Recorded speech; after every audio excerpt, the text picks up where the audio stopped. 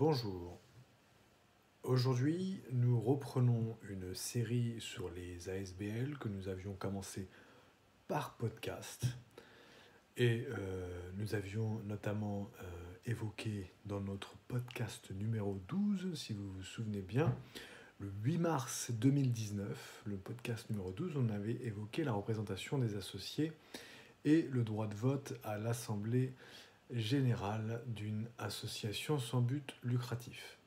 Aujourd'hui, nous reprenons un article que nous avions déjà rédigé mais que nous n'avions pas encore publié. Nous le publions aujourd'hui et vous allez avoir aussi le podcast qui avait déjà été enregistré, que nous numérotons sur notre site internet 12 bis.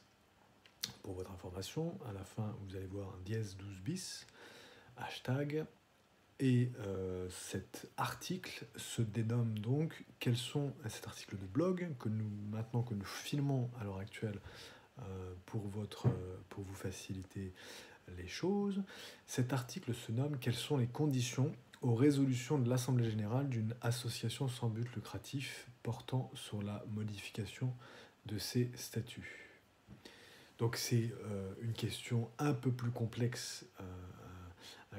C'est une question plus complexe des conditions requises s'agissant de la prise de résolution de l'Assemblée générale d'une ASBL lorsqu'elle a pour objet de modifier ses statuts. Et nous aborderons donc premièrement la convocation à l'Assemblée générale de l'ASBL, délibération et modification des statuts et le quorum. Et en deuxième partie de cet article, l'exception à l'obligation que les 2/3 des associés soient présents s'agissant de la délibération sur la modification des statuts.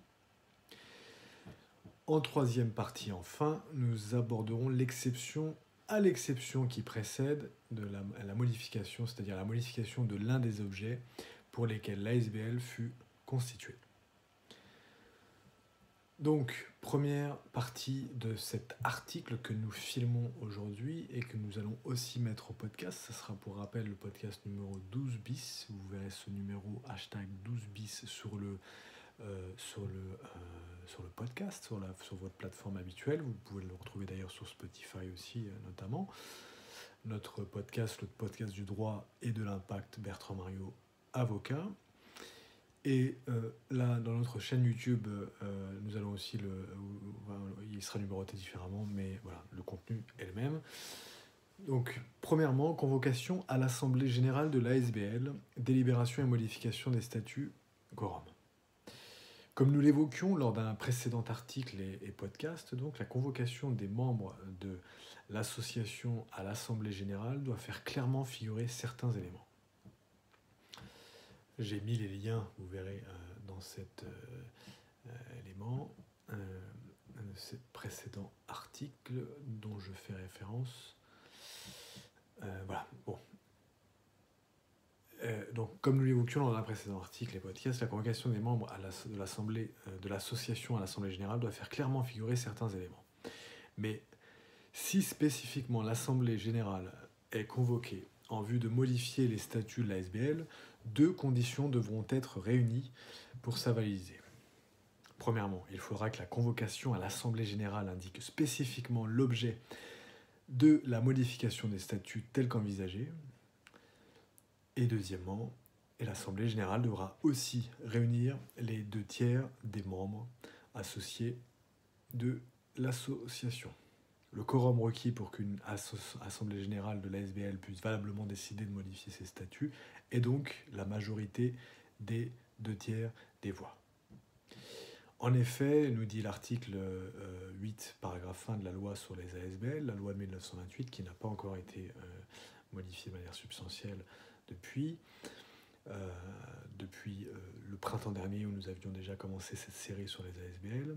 Donc l'article 8, paragraphe 1 de la loi sur les ASBL dispose « L'Assemblée générale ne peut valablement délibérer sur les modifications au statut que si l'objet de celle-ci est spécialement indiqué dans la convocation et si l'Assemblée réunit les 2/3 des membres.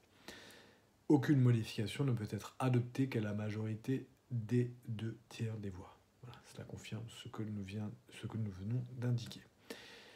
Deuxième partie, donc ça c'était la première partie, convocation à l'Assemblée Générale de la SBL, délibération et modification des statuts, quorum. Deuxièmement, exception à l'obligation que les 2/3 des associés soient présents s'agissant de la délibération sur la modification des statuts. Si les 2/3 des associés n'étaient pas présents pour valablement délibérer sur la modification des statuts lors de l'Assemblée Générale de la SBL, une seconde réunion de l'Assemblée Générale pourra être convoquée. Et cette seconde assemblée réunie spécifiquement pour modifier les statuts pourra délibérer quel que soit le nombre des membres présents. Cependant, cette délibération qui résulte de cette seconde réunion de l'Assemblée Générale devra être soumise à l'homologation judiciaire. Et ceci, c'est l'article 8, paragraphe 2 de la loi sur les ASBL qui l'indique. Alors l'article 8, paragraphe 2 de la loi sur les ASBL indique en effet, il dispose en effet, cet article 8, paragraphe 2, si les 2/3 des membres ne sont pas présents ou représentés à la première réunion, il peut être convoqué une seconde réunion qui pourra délibérer quel que soit le nombre des membres présents, mais dans ce cas, la décision sera soumise à l'homologation du tribunal civil. Voilà, on est en 1928, donc on parle encore du tribunal civil à l'époque. Deuxièmement, donc, exception à l'obligation que les 2/3 des associés soient présents s'agissant de la délibération sur la modification des statuts. Enfin, troisième partie de cet article de blog, troisième partie, l'exception à l'exception qui précède la modification de l'un des objets pour lesquels la SBL fut constituée. Il existe encore une exception à l'exception. En effet, si l'Assemblée Générale est convoquée en vue de la modification de l'un des objets pour lesquels l'ASBL fut constituée, les exceptions suivantes s'appliquent. 1. Au cas où la réunion d'une seconde assemblée était nécessaire, car la majorité requise ne serait pas présente pour que l'assemblée délibère valablement, alors la seconde assemblée ne sera valablement constituée que si la moitié au moins de ses membres sont présents ou représentés.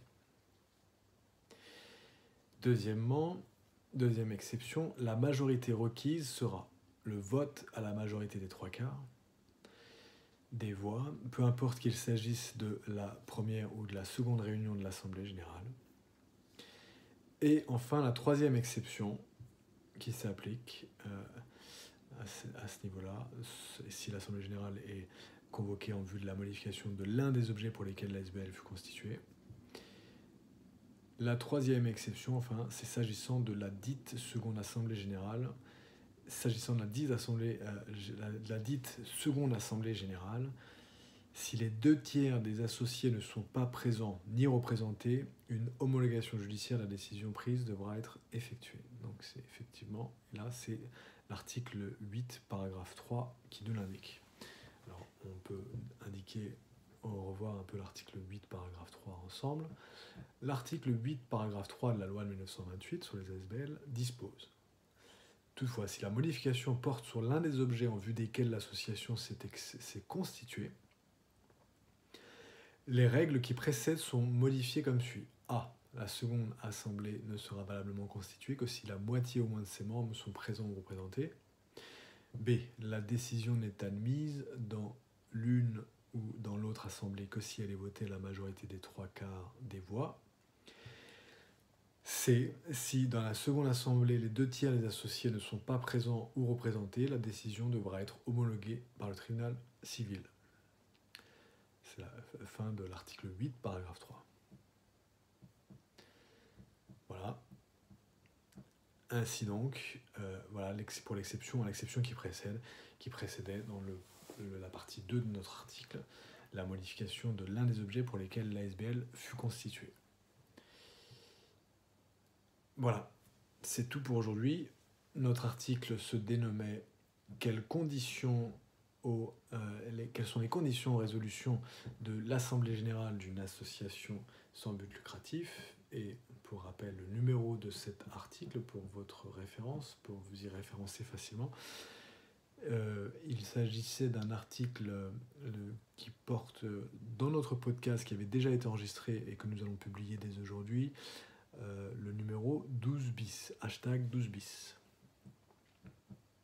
Voilà, et puis là, nous le publions en date d'aujourd'hui sur notre site internet, sur notre blog Vanemecum. Voilà, bonne fin de journée. À bientôt, Bertrand Mario, avocat à la Cour au barreau de Luxembourg. N'hésitez pas à souscrire à notre chaîne YouTube, ça nous rendra beaucoup service. Merci beaucoup.